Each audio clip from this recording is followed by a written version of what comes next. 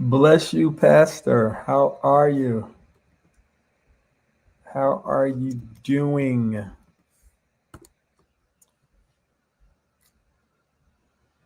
Pastor Robinson, it is good to see you. And I'm after I get off live tonight, I will definitely give you a call. So hopefully you are available. Um, Diamond, I hope you are available to speak later on after I get off. I should be done by 6:45. I'll give you a call. So let me know if you're available, um, and I will give you a call. Okay, so listen, I don't want to prolong this. Most of you that have been following Monday Moments have heard the name of our guest tonight. So I'm just going to bring him in. He's already on. So I want you all to listen in on this conversation tonight. Um, my friend and my brother, Chen, is here tonight, and I am excited. So I want everyone to see and meet my friend and my brother Chen from high school. And ooh, that has been some time now. But look at us. We're here. We're here and we are excited about it. And I definitely, and I told you all, I said I wanted you all to meet those people who are a part of my life. And so this is an individual who, like I said, we went to high school together and he has such an amazing story. So you all will hear a part of his story tonight, and yeah, we're just going to talk through this. So Chin, come on in and introduce yourself to the people so they can put the face with the name that they've been hearing. Hey everybody, I'm Chen. Nice to meet you all. It has been a blessing, and like I've told you all that Chin and I went to high school together, and that whole story of my high school journey is a blessing within itself, because I got kicked out of every public high school here in Jersey City before I was even able to be accepted to St. Anthony's High School, and so finally got accepted to St. Anthony's on probation. In fact, I was on probation for a year at St. Anthony's to realize that they wanted to accept me, and then it's history after that because then I was able to meet such amazing people as Chin and everybody else we went to high school with, um, and we've Chin and I reconnected on social media because after high school, Chin went into the military, and I haven't talked to Chen in years, and just on social media, we were able to reconnect. And one thing I can say about high school, we were a family. We were really a family, and we still have some strong relationships from high school that we still communicate with each other in such a strong brotherhood. Um, so Chen, what do you want to talk about tonight? I want to focus on you and let the people hear your story and hear what you have to talk about. Whew. I hope you guys ready for this because it's different. As you know, when I met Tavares in high school, we met each other. I was always like the happiest, go-lucky guy you ever met. You couldn't find me in a day I'm not smiling, cracking up a joke or about something. It could be the slightest thing. We'll crack up a joke, and I did that with everyone that I met. I was never really sad. I guess you could say the saddest part of my high school was graduation because I know my family was gone. I was like, man, you know, I got into college, you know, I got into college and I started becoming good at things that I didn't think that I was good at. I started Mhm. by playing while I was in college, but I was, out of control doing stuff. So I was like, okay, I'm gonna put that away. So after that, I wanted to become a police officer. But the problem with the police officer, when I was at the academy, there were certain things that my soul wouldn't allow me to do. So I told Hmm. do it. So I left. So I left and I was like, man, what do I do next? So I joined the Marine Corps because, somebody challenged me that I could make it in the Marine Corps. So I joined the Marine Corps, finished with honor grad. I started there with doing only what, 2 pull-ups, and I left there doing 30 pull-ups. I was very good at combatives, got very good at strategizing. Then I was like, but when I was in the Marine Corps, there were certain things that I saw that I didn't want to be around because I felt like, you know, it would change me in that Hmm. that I don't want. It's certain things you see, you just don't want to go down that road, because when you go down that road, it's hard to come back. I'm not saying it's not impossible to come back, but whew, it's very hard. So, my life was going in a strange place. So I joined the army August 28th, that year, 2001. That year, everything that could have gone wrong in my life went wrong. So I joined the army. A few days later, 9/11 happened, and I found out Yeah, I was like, oh my goodness. And I'm saying to myself, man, things are just going to keep going down. It's going to keep going bad. So we went to war, you know, in the army. I made some good friends. Of course, I made some enemies. I left there with valorous awards. All the awards that I could get, I got it. Then got deployed to Iraq. Whew, Iraq almost destroyed me, and I do believe that, you know, if you're true to yourself, you're gonna have an angel watching over you, and absolutely. never, never gonna know who that angel is gonna be. So when I was in Iraq, I got to see the Iraqi torture tape, and that crushed me. I didn't realize human beings were capable of doing such a thing to each other. I think like stuff like that only happened in movies. And when I saw it, it it, it did do something to me. I started going down a very, very bad path. I started I started doing things. Hold on. Hey, okay.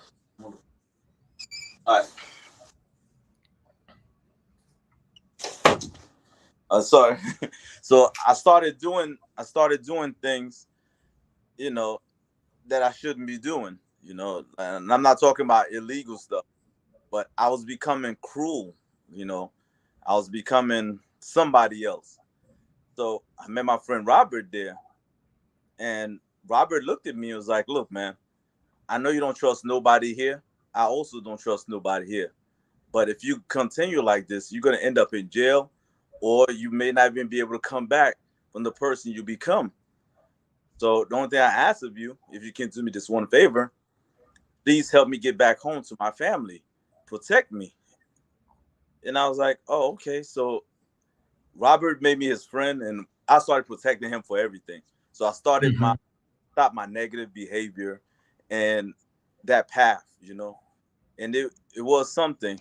Once I became an NCO, a leader, there were things that I saw, and I would never compromise, my integrity or who I am with a lot of people for some strange reason. For about, I could say, for many different units for a long time, many people want to see, like, I guess, want to see another part of me, want to see, would like to see my flaws and everything. But I tell everyone, I wear my flaws on my sleeve. I tell you, you ask me, I tell you what I'm not good at. All my craziness, I could tell you I do them. I don't have that kind of secret, because I strongly believe that if you live your life truly, nobody can use your truth against you. Absolutely. So a lot of people, had a problem with me about that, because they wanted to see, I guess, stories about, some of the stuff that I did. They wanted to see that guy, but I didn't want to see that guy. I did not want to go back. I even had one particular mission that I did, and because people, I guess, when they see me, I'm not a threat to people, but I can be, since I always walk away. I had somebody trying to imitate what I did. He got his whole team wiped out. You know, when I found out about it, it was like, oh man, you know, it broke me. At that moment on, I was like, you know what? I'm just gonna finish my time in the military and move forward. You know, this is basically a short, sweet introduction of me for the last 20 years. And I know sometimes when we've talked about some of the things that you've experienced um, while being in the military, which you started alluding to it, talking about how it changed you and led you down some dark paths and becoming someone that you know you didn't want to become. And to see life after all of that, um, how do you feel about living life after all of that? What are the things that you feel are challenging in day-to-day living after war? After the war, believe it or not, I've been going to a lot of counseling and everything. So, you know, this is how me and Tavares got connected. I started listening to him, and I felt more comfortable listening to him than listening to somebody who just going by the book, you know. And a lot of things you always say to every week, you know, you gotta learn to forgive yourself, you know. Yes. That is so important. And I tell you, and I say it all the time, that is one of the most difficult thing for me to do, you know, and that it's not, I always think that a moment of weakness, you know, from my part, you know, have too much consequences, and I never forgive myself for it. I just can't. I had sometimes I could say I forgive people for certain things. Like I had one soldier, he he did me wrong, very very bad, and then he left the military. He called me one day for help. I didn't even hesitate. I'm like, hey man, what do you need? I got you. So I helped him.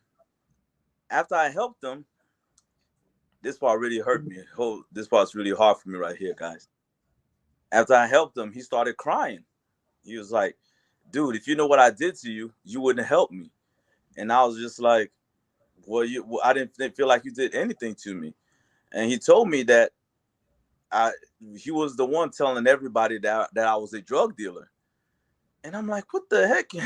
And I asked him, why did he do that? He told me that you're the most honest and the most cleanest guy here. And if these jerks want to see you as a drug dealer because the color of your skin, and I'm doing something, why not exploit it? And I told Wow. him, well, dude, you didn't do nothing to me, to be honest. I cannot I cannot blame you for the actions of others.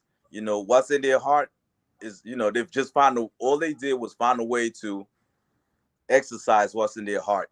And they Yeah. used that as a reason. You know, I was careful all the time. Like if we have an inspection, oh, I quickly got a lawyer. I'm like, nope. If my bag is left one place and I come back, we have a surprise inspection. I'm going down the JAG and say, hey, I want a lawyer right next to me as I open my bag because I didn't see my bag for like 10 minutes. I was very careful about it. Me being so careful really, really made people angry. And I was like, why are you gonna be angry at me for protecting myself? You understand? Yeah.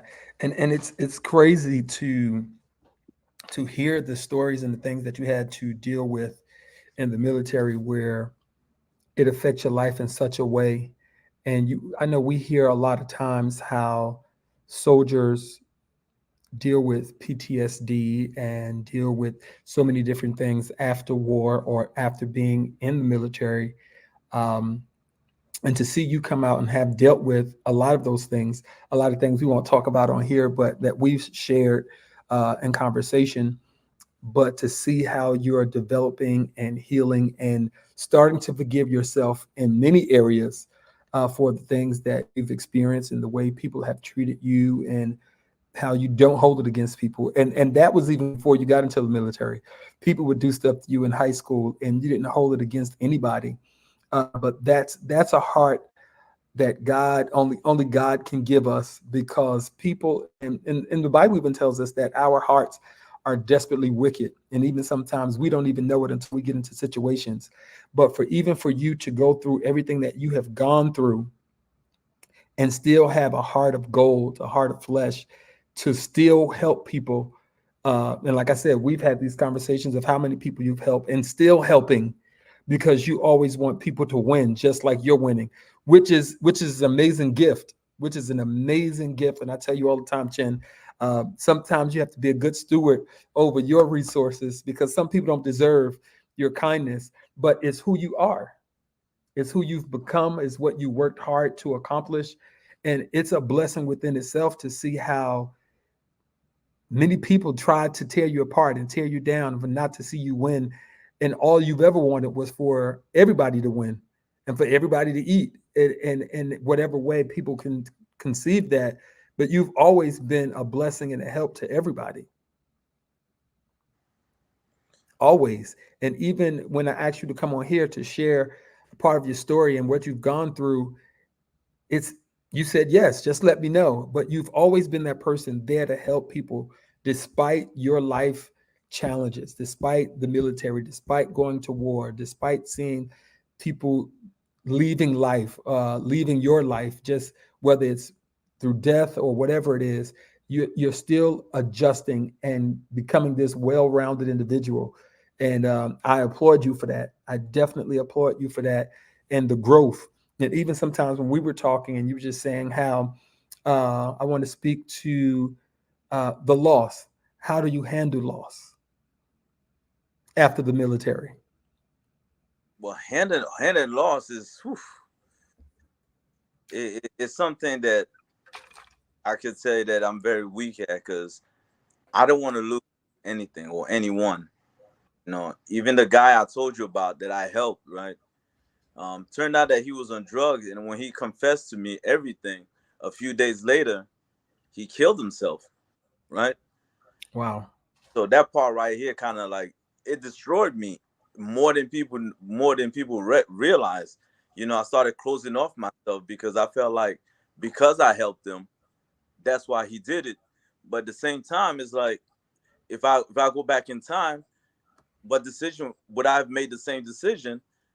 Back of my mind is always yes. I will always you make that decision. You know, I went to one of my friend. I found out that his sister was, was on that bad stuff, you know, Mhm. everything. And they called me over and everything, and I'm like, okay, where she's at, what can I do? And I saw it. I didn't hesitate to help her, you know, and I help her. And to this day, we know, she didn't understand why I helped her. I'm like, you're my friend's sister, therefore you're my sister, and I gotta take care of you the best way that I can. Absolutely. She's doing, and I still get a like, hello from her from time to time. I was like, you don't have to talk to me every day. Don't they? I want to know that you're doing good. You Yeah. understand? Just because I help you, I don't need nothing from you except for you to live your best life. If I help you and expect a reward, that's not a help. You understand? Yeah. That's what you should do. If you're And gonna help because you want to. absolutely. I tell people all the time that we have to be God's extensions of his arms. God uses us to be a blessing to other people. And sometimes we're the only example of God that people will ever see, because maybe sometimes people don't have a connection to God, a higher power, or whatever they feel like they're connected to. Um, and sometimes we're the only one that they see. And if we can instill hope in anyone and any random act of kindness, then we should do so. But to see and hear how you extend yourself, it's a blessing. And we have to make sure that we are representing the best version of ourselves, but also representing the love of Christ, that we do it every day.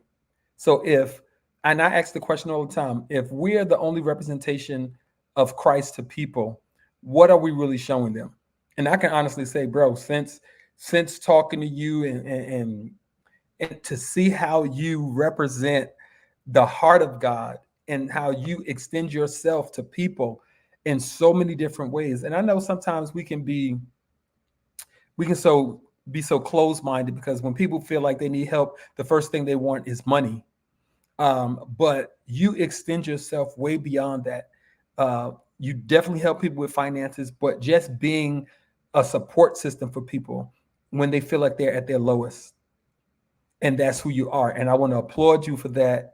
And thank you for being that for other people. Thank you. Because sometimes some people will never get an opportunity to have a person in their life like you. And I say all the time that if we can find one person who is loyal to us and call each other friends, we are tremendously blessed. But I can honestly say tonight that my life is better because I met you over how many years have we been out of high school? Yeah, since '96. Yeah, it's been a long time, but my life has been better because of friends like you, honestly. And you are the example of what it is to be God's extensions of pure love, pure support, and what it means to be ride or die and actually be there for people when they need you and when they're at their lowest. And Var, I always tell you, when we met, you became a part of my life. You know, I was not always doing the right thing all the time, but whenever I was doing something wrong, you never hesitated to say, "Hey, man, this is wrong. What are you doing?" Yeah, Okay, this is what I meant by angels watching over me. yeah, Just like the story I told you about my friend Robert. You know, he showed me, hey, before I even started going down that path, before I started going too deep down that path, I already had somebody that's yank me back and put me back yeah, to me. I'm a firm believer that if you're a true friend, brother, sister, when your friend is doing something wrong, if you feel that hesitation to confront them about it, that's not love. That's not true friendship. right. Friendship is, it's with open arms. You gotta accept the good and the bad. Yeah, If somebody only like me for my good and not my bad, I cannot call that person a friend. You know, absolutely. if I'm your friend, the only thing I'm gonna bring to you is my worst qualities. Okay, you can accept me with my worst qualities, but you also embrace some of my best qualities, most of my best qualities. That's the way. Absolutely. That's the way I have been brought up since St. Anthony. It's not about what you have or what you can do. It's about who you are. Okay. Absolutely. If you learn how to love somebody unconditionally, if somebody's doing something crazy, be like, hey man, what are you doing? Stop. And you don't even have to tell, you don't even have to go into detail. You know, just that one stop is like it's like people don't understand how much powerful that one I like your shirt, one moment can change. Yes. That's real to me. For real. Yeah. One moment when they stopped me from, doing something extremely stupid, my life was changed, Absolutely. you know? And I Absolutely. people don't, I've been coming back or since I got back into the civilian world, once I left Germany, I came back to the States, visiting, and I'm looking at everybody talking about I'm happy to be alone, I'm happy to be alone, this and that. To me, I always thought something's wrong with those things because you should be happy to be surrounded by love. Why in the world Yeah. you think this? If you think love doesn't exist, maybe the problem is not your outside. Maybe the problem could be you. You That's know, exactly where it's at, Chen. That's exactly where the problem lies. I'm a firm believer. If I'm gonna tell somebody they do something wrong, first of all, I gotta check myself 3 times because for every finger I point at somebody, I have three pointing back at me. Okay, I gotta make sure that I'm correct 3 times before I even address it. Okay, and we cannot live like this the way we are. Many people, I'm not saying be a social butterfly, but to be so bitter and angry in your heart, that's one of the most unhealthiest thing I had ever seen in my life. And I don't agree with it. It blew my mind once I left Germany, once I left the army, and I came back to the state. That blew my mind completely. All the stuff that I was seeing, I was just like, oh my goodness. I was like overwhelmed. Yeah. Because from your perspective of going through the military and being in war, seeing people get killed and so many other different things happening, and to come back to what is supposed to be what people will label as normal life, and your perspective of it is like, What is going on with you? What are y'all doing? What's wrong? Can you guys not love after seeing everything that you've experienced overseas and different things like and war, and there was no love there, but to come back and see the people who have the what we would kind of consider the better things in life, the freedom, the liberty to do what it is, to go and come and just be live life as way however they want to, and they make the decision not to love wholeheartedly. I knew that had to be a culture shock for you. Yes, it was. Oof. Yeah, it was Wow. it was too much for me, and started running. It became scary for me. So I started running. But one thing about me, when I'm afraid of something, I must confront it because I cannot Yeah. let control my life. The only person that controls my life is the one above, and that's God. Absolutely. I don't, Absolutely. and I shall fear no man. And I'm a firm believer that if you live true to yourself, no weapon that is formed against you will prosper. Say it.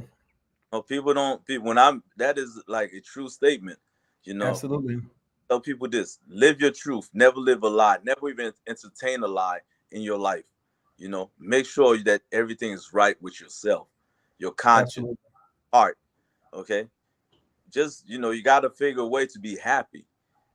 I had one lady that one of my old friends aunt who was spending time with me, and she got frustrated with me because she wants to spend more time with me, but I'm like, I don't know what to do here, you know Yeah. but she was just more interested in knowing who I am. I guess just being around me bore her peace. So I was Yeah. with her and her kid, and I was there, I guess, just to talk to them. It just You got to be the best person. Like for me, if I see somebody, if I'm coming out of McDonald's and there's a homeless person on the street hungry, I will always go up to them and say, "Hey man, can I buy you a sandwich? Can I get you a drink?" I've Yeah. always I don't go out often, but I always did that in my life because you're not gonna take the money with you.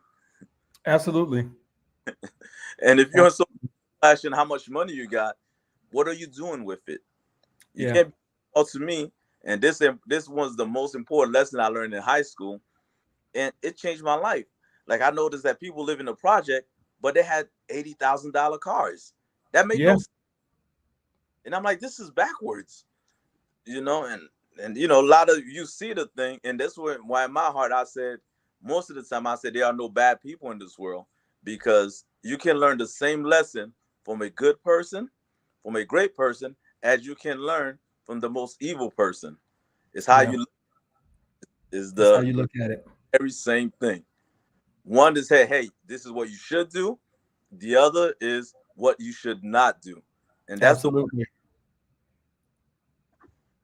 Absolutely.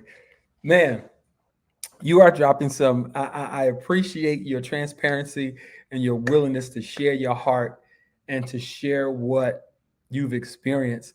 Um, a couple of people in their comments were just simply saying how, you know, we are true friends. If we can't be honest and open with each other as friends, because in order to gain a friend, you must first show yourself to be friendly. yes, And so I'm so grateful for that. But our friendship have transcended friendship to you're my brother.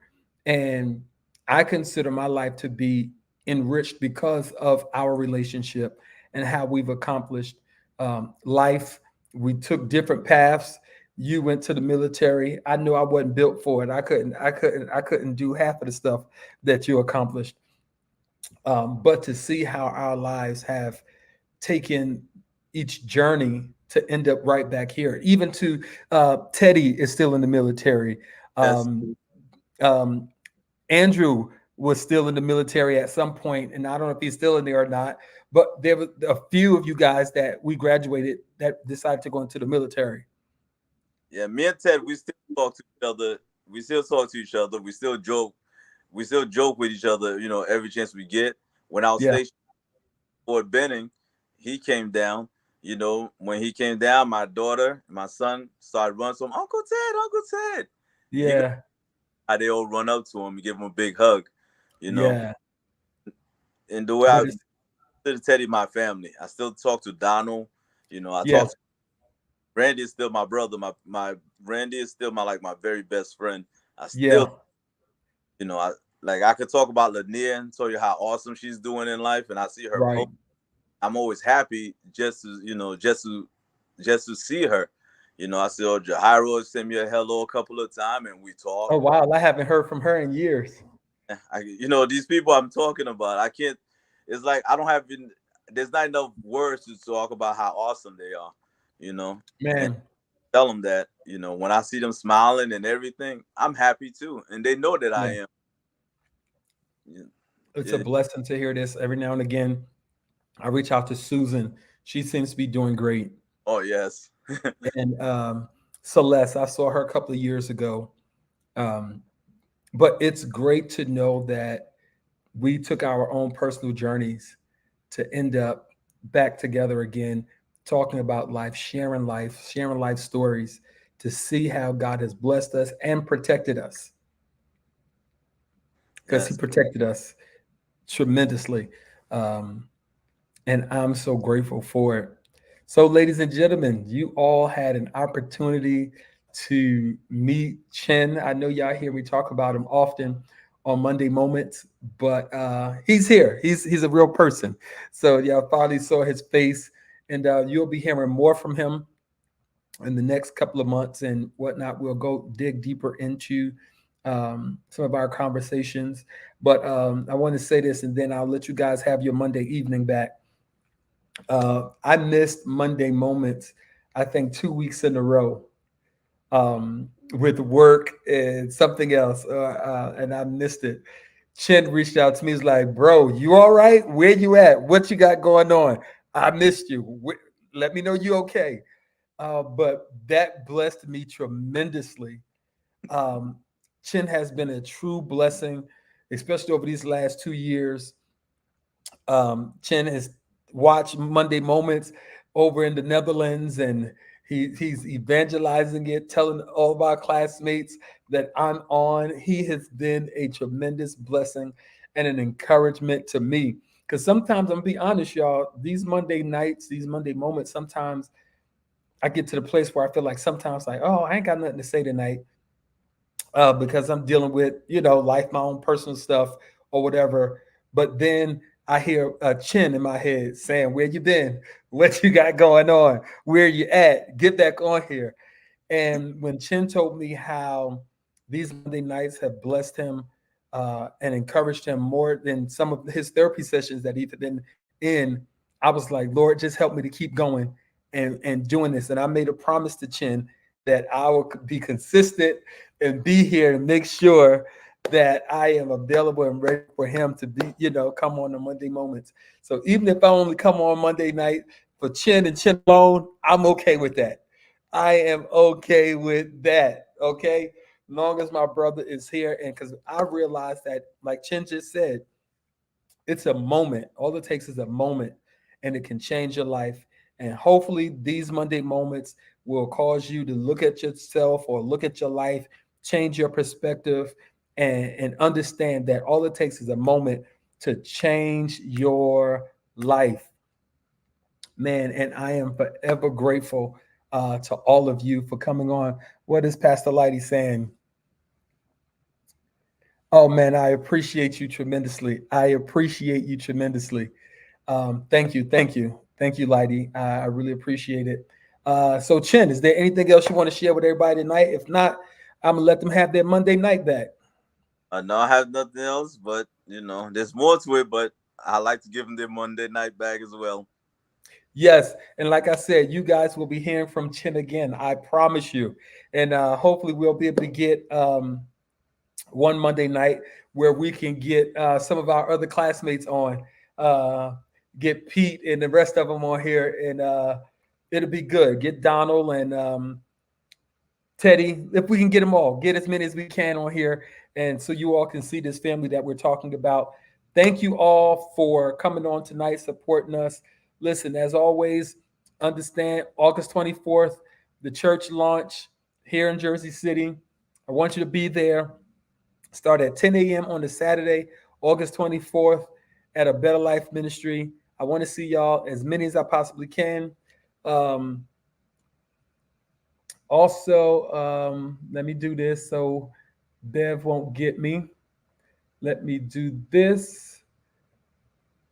Yeah, so the church's account is up. If y'all want to give tonight, you can. This is the number for the Zelle for the church. The Moment Church TMC Zelle is 201-320-5573. If you want to do that, you can. If not, it's no pressure at all. No pressure at all.